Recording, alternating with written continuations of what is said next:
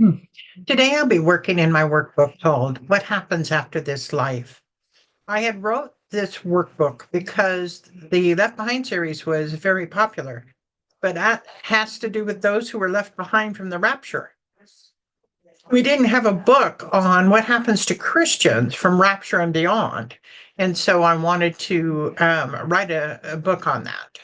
And so, but I do want to make a note of this. Many of you have seen this if you're following this series. We need to be cautious when we interpret prophecy.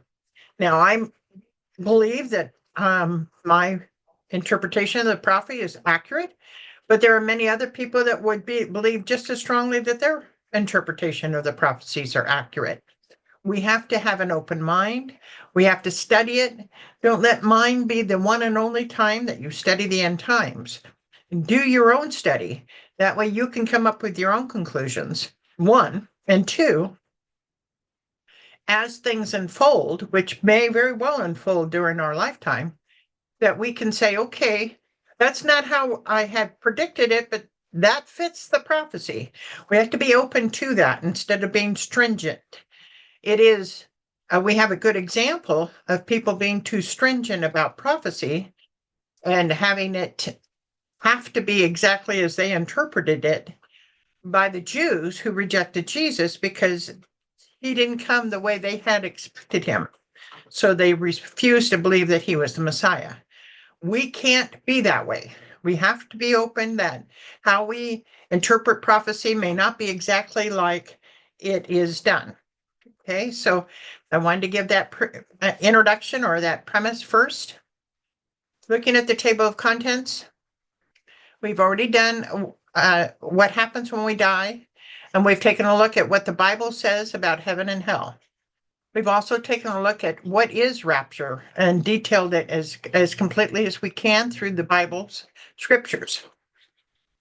Now, in this book, I have chapter 4 and 5, which have to do with the tribulation. I am not going to do that in this book because after this book, I wrote a 2-volume detail on the tribulation itself. So I'm going to leave for that. However, I am going to give you a summary of it as soon as I get here. And that's what this one is, the events of the tribulation, a summary. So this was in calvaryprophecy.com. This is the tribulation, the first half, and then I have the second half in a moment.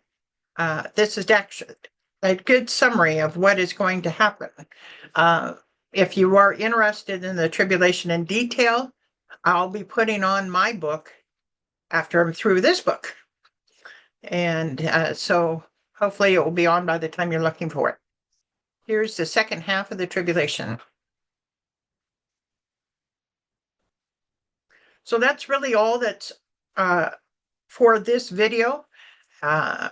Please check on some of the other videos. Thank you.